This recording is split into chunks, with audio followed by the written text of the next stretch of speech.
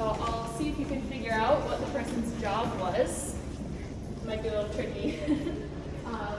And maybe what she painted or sculpted herself as.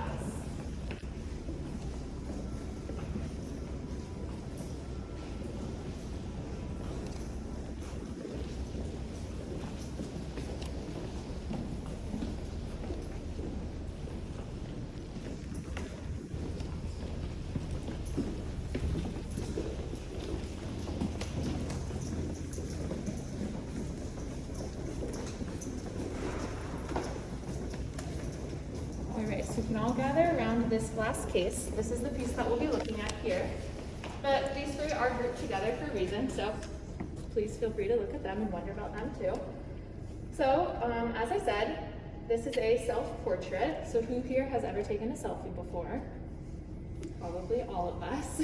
Have you ever used a filter that was of some mythological creature? I don't know. Does that exist? Who knows? But this artist would have liked that because she decided to sculpt herself as a sphinx. So this is a self-portrait. They maybe had, this is from 1880, I believe. So if there were cameras, they obviously didn't have filters back then. But she did sculpt herself. This is bronze casting. So if you all want to just take a few steps closer and let me know what you notice about this piece or maybe what you wonder, and then I can tell you a little bit more. So I'll step out of the way. Feel free to Go ahead, guys. Get close. What do you notice? What do you see? How could this inspire some of your own art making or photography?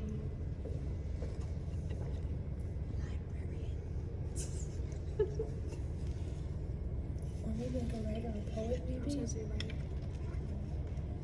I'm sorry, is she the top one? Oh, the bottom one, Oh, sorry. bottom one. Yes.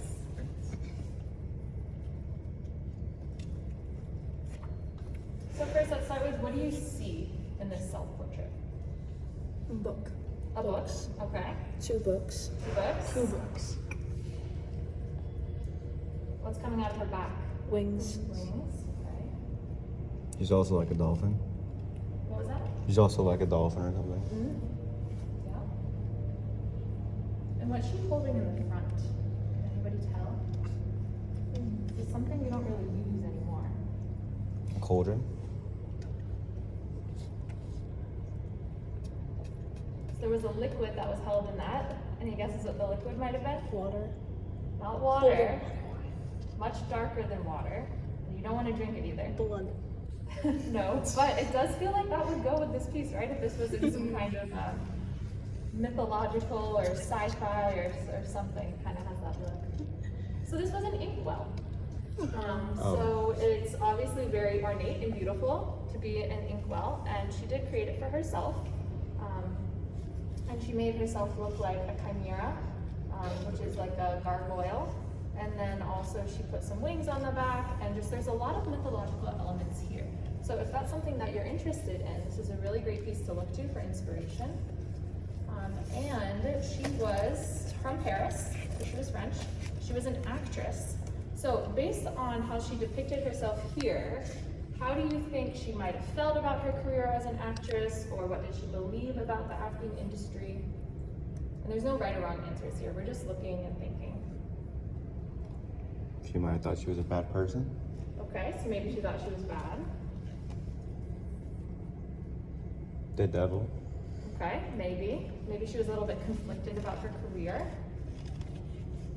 If you look on her shoulders, you'll actually see those divine comedy masks. Have you seen those before? It's usually one's white, one's black, one's smiling, one's frowning. Yeah. So she shows those on her shoulders to get at this idea of her acting career.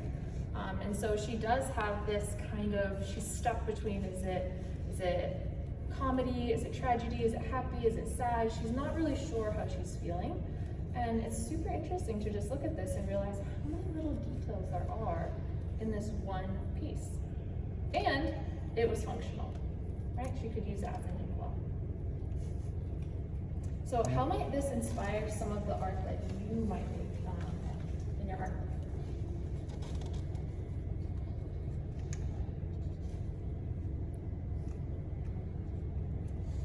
And if it doesn't inspire you, that's fine too.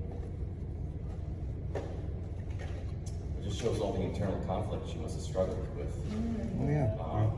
She's definitely a very conflicted person. Now, I don't know anything about her. Is she more in comedy? Is she more tragedy? I don't know her whole career of acting, but it would be interesting to look at. Yeah.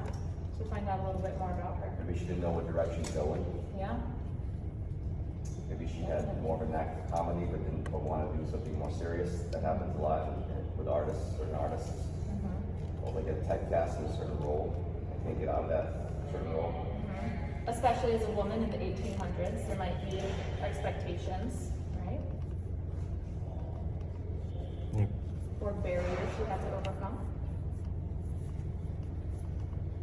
So I should have said this at the beginning, but if you want to sketch anything on your paper while we're at the pieces, you can sketch the whole time. You don't need to wait for me to say, okay, now let's draw.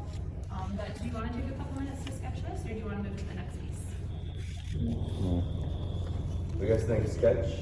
Yes? We have a couple sketches here, it looks like. All right. And if you don't want to sketch, but you kind of want to wander around and see what else is right here in this gallery, you're welcome to do that too. And maybe in 2 minutes, we'll head to the next piece. All right, sounds good.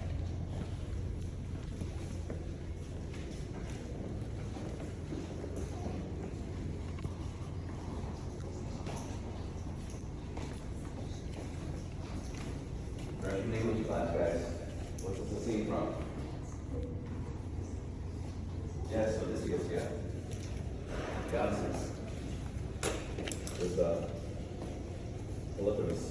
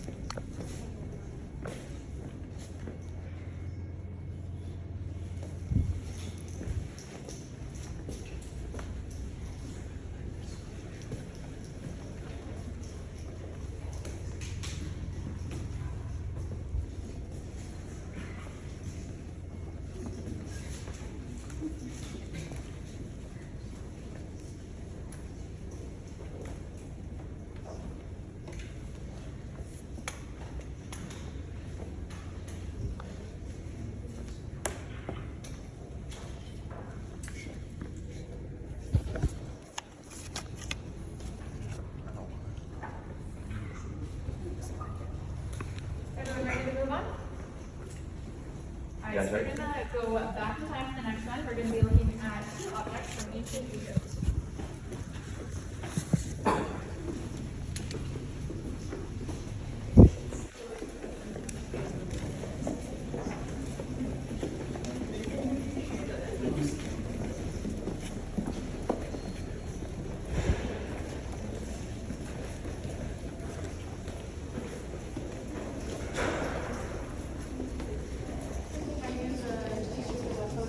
I'm not,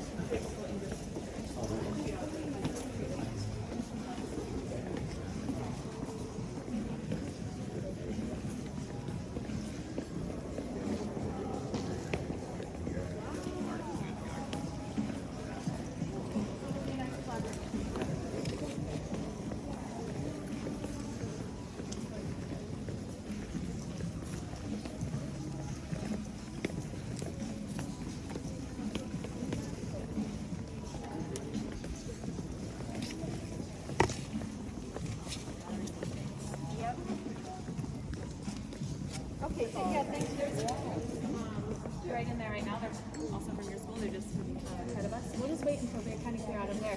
But in the meantime, we can look at this. This is Your Dog. This is by a Japanese artist named Yashimoto Nara. And this is a modern piece. It's from maybe about 10 years ago, which is cool because a lot of things you see in the museum are old, right? We're about to go see ancient Egypt, which is thousands of years ago. But what do you think about this piece? What's your first impression? Sometimes I get two very different answers, so that's why I'm asking. How do you feel when you see it? Happy? I feel kind of relaxed. Relaxed? Does anybody feel nervous? No. So you can just take a couple steps this way.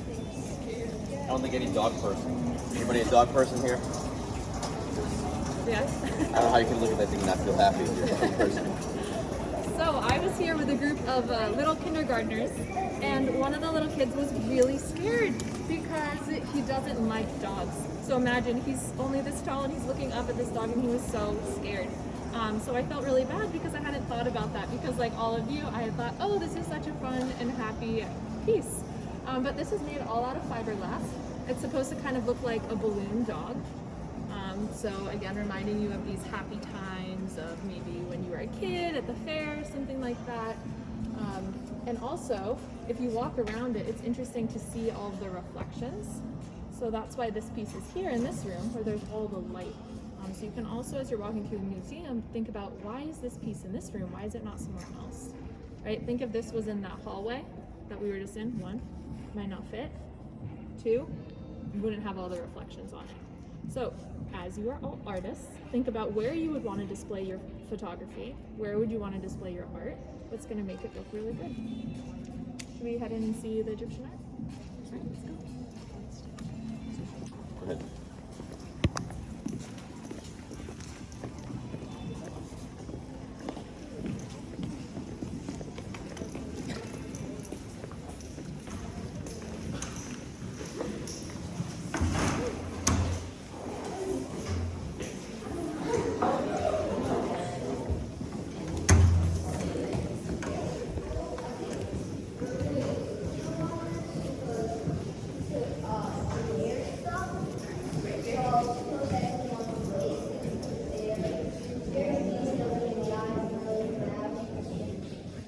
So I'm going to step out of the way in a second, so again, you can come up and see this a little bit closer. But what we have here is a magic knife. It's from ancient Egypt. It is thousands of years old. It's very interesting. I'm not going to tell you what it's used for, but I assume you've learned about ancient Egypt before. So maybe you can, I see some heads nodding. Maybe you can make some guesses what you think it might be used for, and then I will let you know its actual purpose. So you can come up close. It's number 6 here. If you look closely, you'll see some hieroglyphics and some inscriptions, which are really interesting to think about. Oh, what does that mean? What's it for? So you can come up and you can take a look at the magic knife.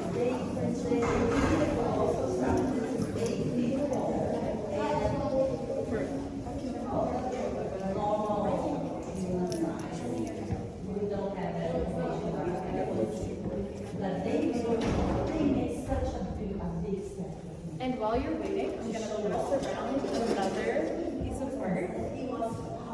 This is a replica, so which used to be buried in sarcophagus. So as you're waiting, Pretty sure that's for like taking the hearts out of people. It might be. Yeah, it could be a surgical tool. Yeah. I thought that, or just people who just like get people out of their misery or something like that. Like, oh my god, you did something They were very doing pretty bad. sophisticated stuff at such an early time. The ancient Yeah. Egyptians and stuff, so it could be a surgical tool, yeah. it's definitely on the right track. When somebody would die, they would like take all their hearts out, their brain and stuff like that. They would take something out and they wouldn't like. Take out all the organs and then like pump fluid and then dry them out and then put them back in. Yeah. So probably the mummification process. You are all on the right track. This knife, and if you've already seen it, just take a step to the side and let the knife group go up and see. It's number 6 right here.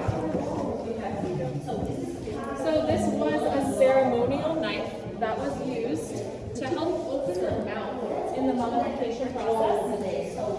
And as you were describing how they removed the organs, they dried them, put them back, There you go. wrap up the whole mummy. So this was used in that process. So if you really think about how old this is and what it was used for, it's really amazing that we're able to see it today.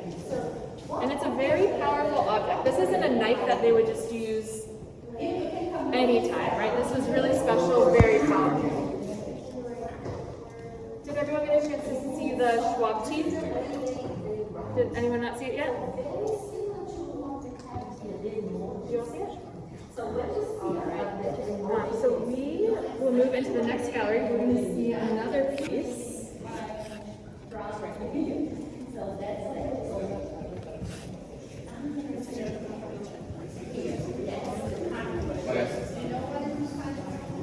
Just come in here for a second. We'll follow behind the skirt.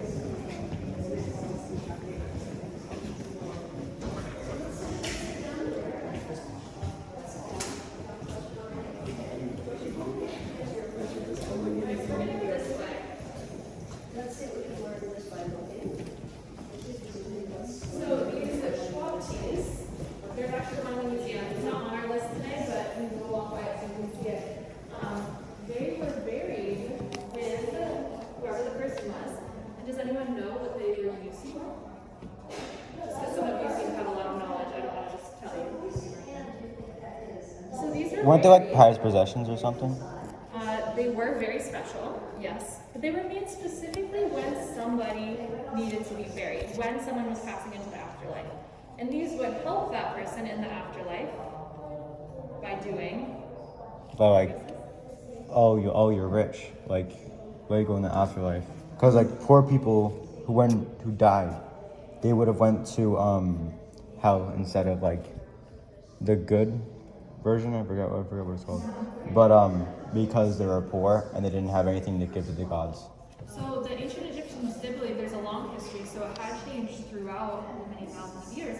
But at one point it was believed that if you had these Schwab teas with you, and it was people who were wealthier, that they would help you perform duties in the afterlife.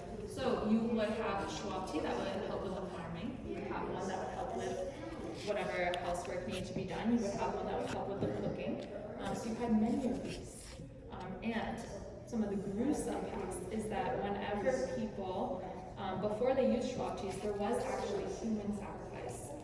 But at some point, the ancient Egyptians decided, well, this isn't very ethical. Let's just make little statues instead. So I'm happy they decided to do that. But that is the history of these Schwab teas. So we're going to see an ancient, a giant mask.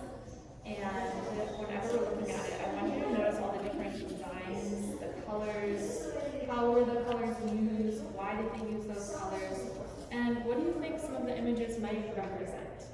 Ready?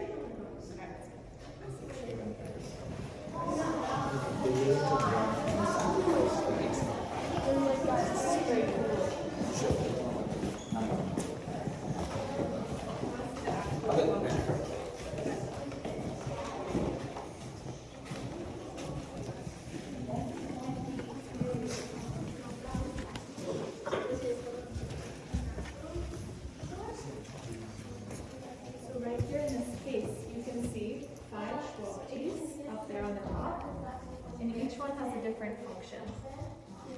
And this one is the replica of the Buddha. So you can come up and see that.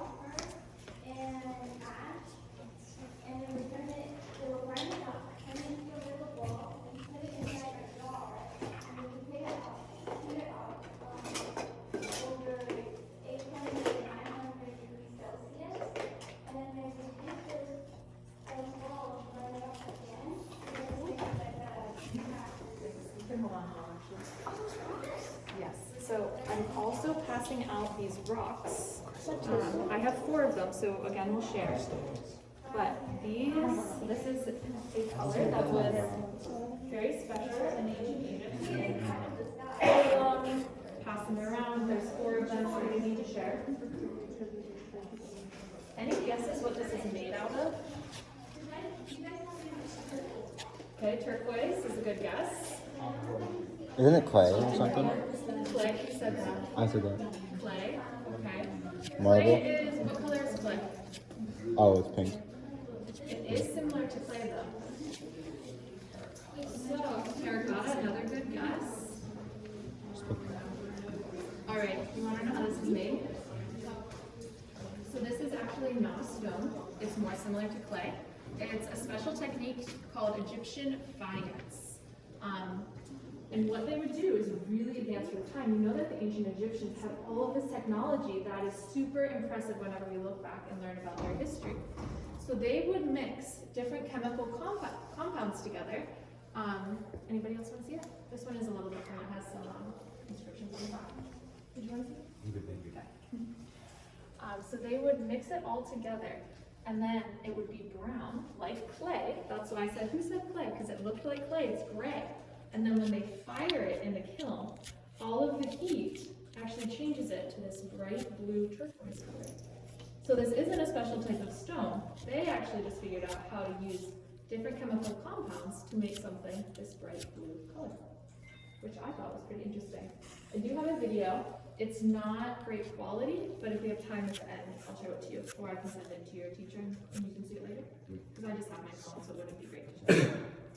Alright, so the Egyptian mummy mask is just behind you. I'll take the stones. It's the piece that other group was at. We'll take a look at that. So they were used for lots of different types of medical qualities. It was also used for they would use it for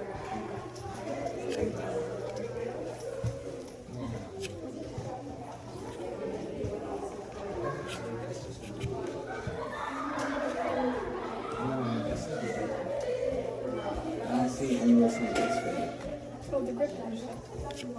Not the grip. What are those grippers that might take that piece of them? Well, we don't want to see the socks. Breaking them.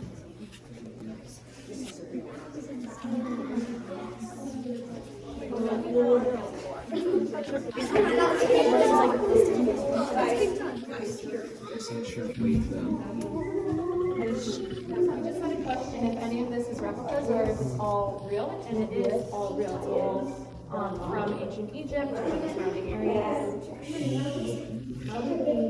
So I'm going to tell you a little bit about the piece that is back this way, but do you want a couple minutes to look at these mummies? These are interesting because the faces are actually painted, so those are portraits of people who lived back during that time. Do you see those painted portraits? So you're all, some of you like to do portrait photography, you obviously don't have that.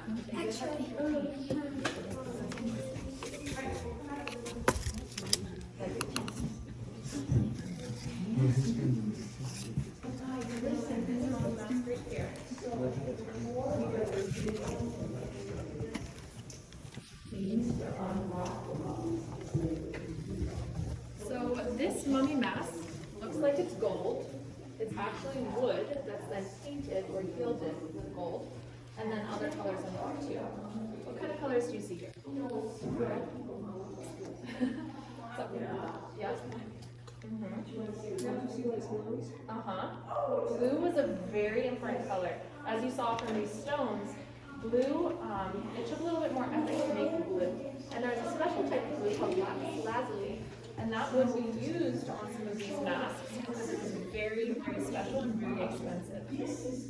So if you're ever really interested in learning the history of colors, that can be really enlightening to learn, oh, why is there red here? Why is there blue? Which colors were expensive? Which ones were seen as really important?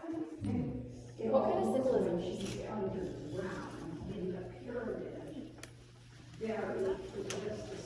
No reason.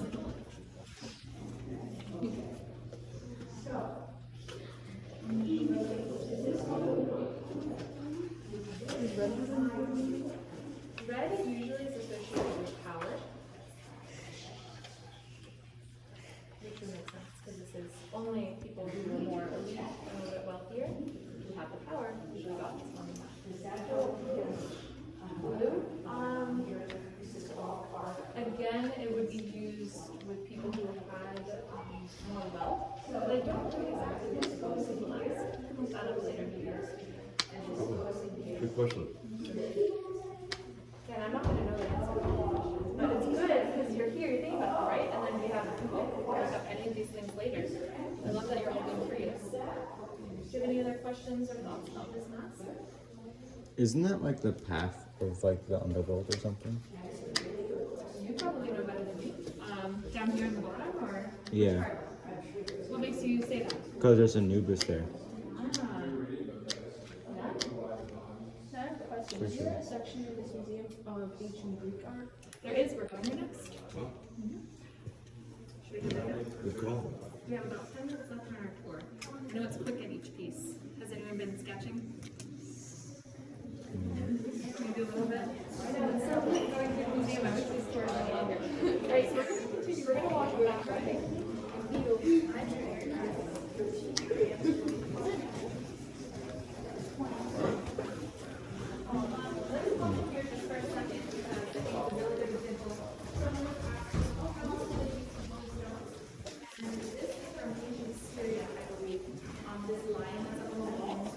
But again, that's not painted. That's using the Egyptian faience technique to make that bright blue color.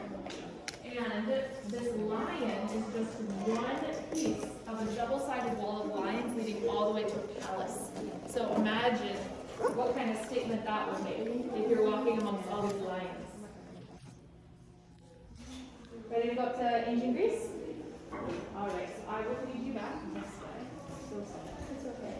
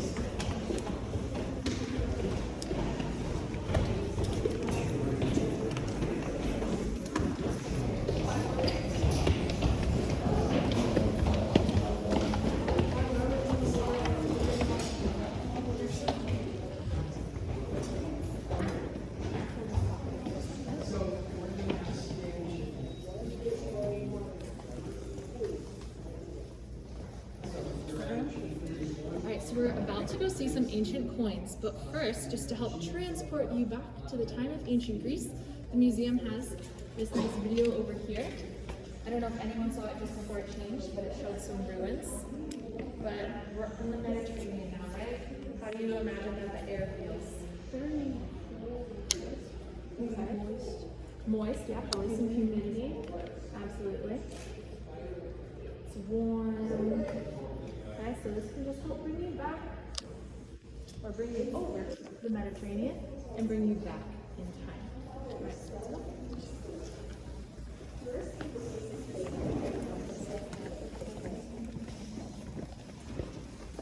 These black and orange pots are really famous. They're a symbol of the ancient Greek art. So if you ever see a pot of those colors, you probably know where it's coming from. We're just going to go around the corner here.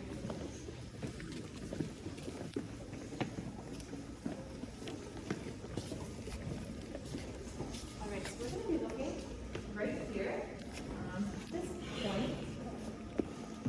You'll all have a chance to hold this up and look at it, but I'll just put it down for now. And there are tons of coins in here, so I am going to let you explore a little bit. But first, if you come up and you look at this coin here, you can also see what's on the back of it over here. So somebody who's close, what do you see on the front of the coin? And then there's an image of what's on the back. What do you see? And I'll step out of the way so you can come over here. I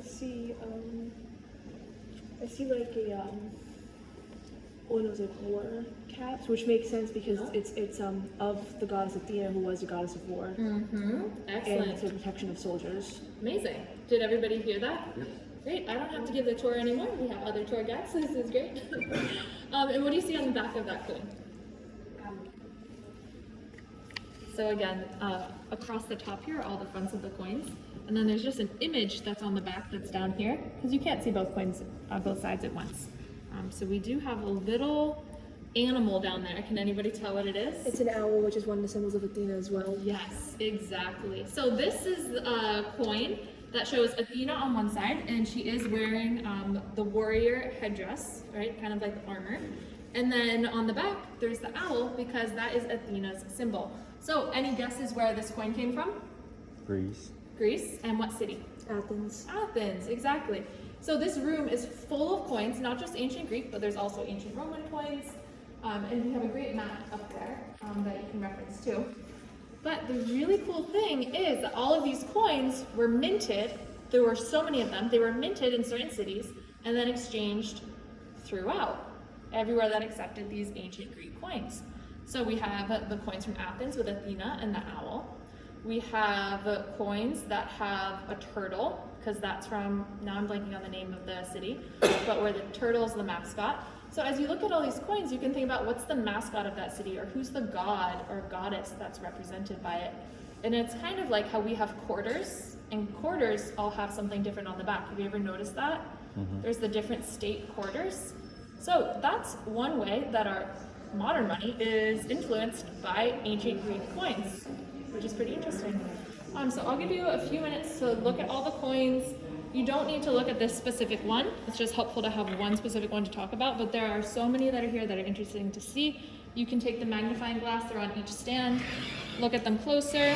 There are also these really cool digital displays right here that you can click through, and you can flip the coins, read more about them, click through. And these are all the coins that are in this case.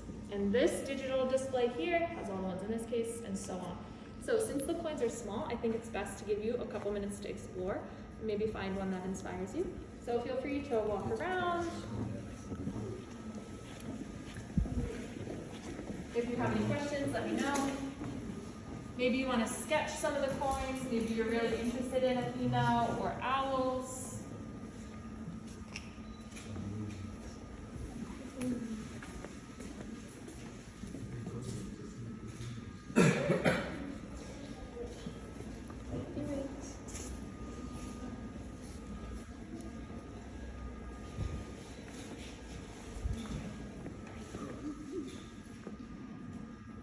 There's also an activity here where you can make a coin, just a digital coin that you can kind of click through and choose an image. That's fun. This is all the new part of the museum, and I like how they added all these different elements to the screens, the magnifying glasses. It's nice.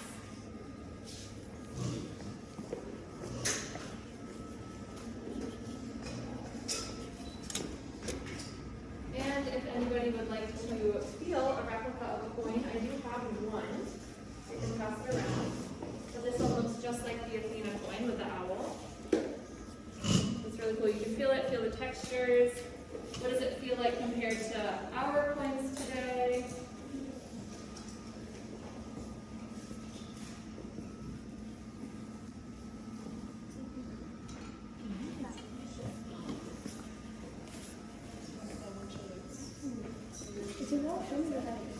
It is, right? This is a little bit lighter, so it is lighter in touch, but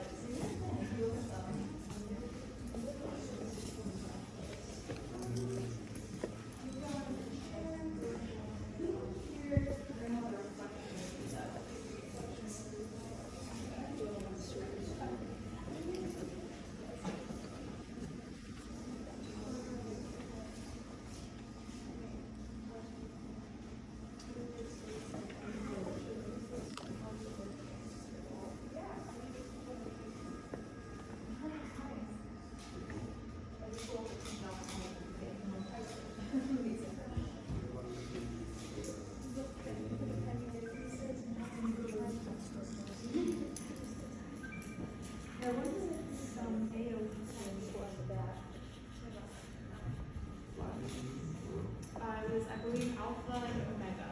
Who was their A and B? I did have it in my notes. I'll do the research.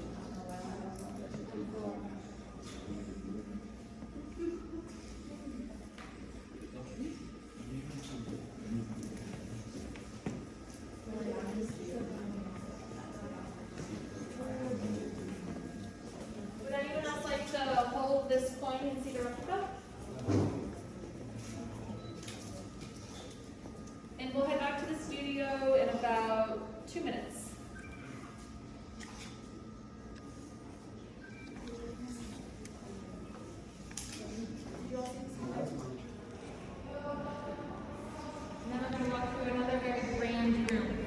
all on the sides of the walls.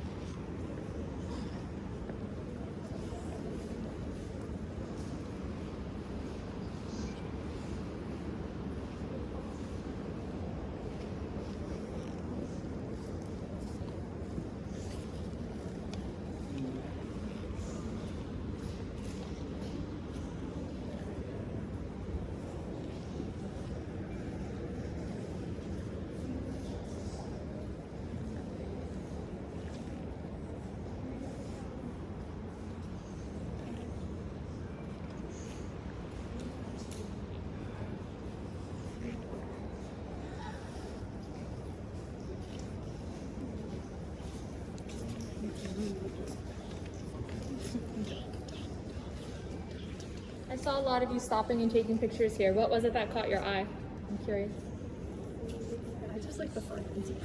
The frames? The frames are so Sometimes I have samples of frames in here when I do the painting tours, but it's cool because you get to feel them. I don't have them with me today. So this is an example of how you would display art.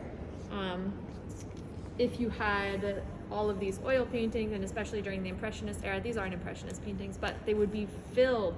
They would fill the walls all the way up to the ceiling, and that was considered really beautiful, the best way to display it.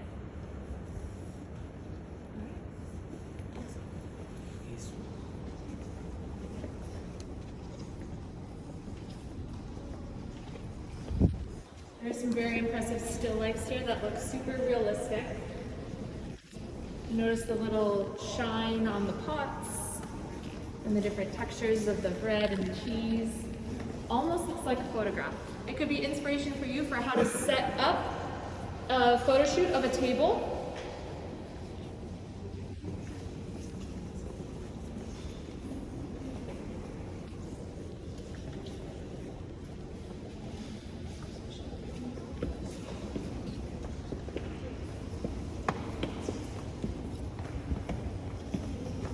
I have a question. So I'm seeing a lot of you, can you all hear me? Yeah. I'm seeing a lot of you take photos of architecture, and it's making me think maybe the museum should offer a tour for photo clubs like this that would be about walking around and taking pictures in the museum. Because it seems like that's what this group is really interested in. So I'm going to suggest it, and then maybe you all can come back to it.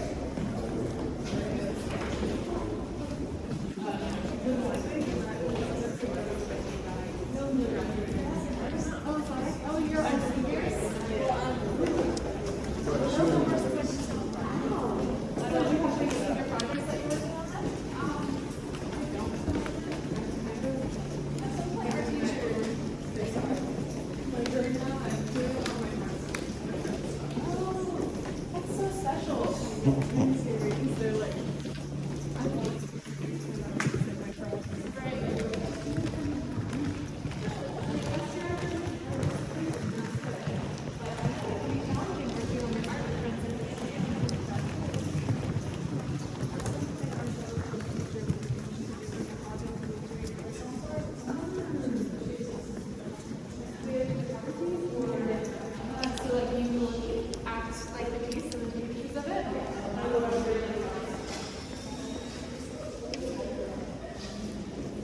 There's an artist who I follow.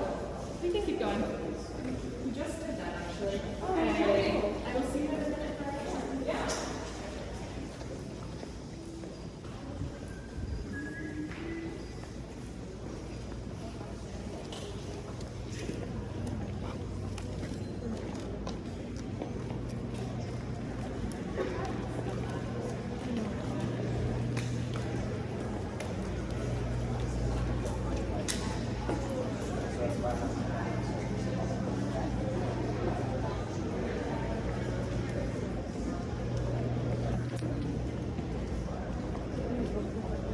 Like this, so she recreated Oh, that's so cool. Is that kind of like the project? I think so, Yeah, that's fun. I hope you guys get to do that. I hope so too. So I will be dropping you off at the studio here. You're going to be creating some art with embossing. You're going to get a piece of metal foil and get to create designs on it, which is really amazing. So you can think about everything that you saw today. We saw a lot of metalwork.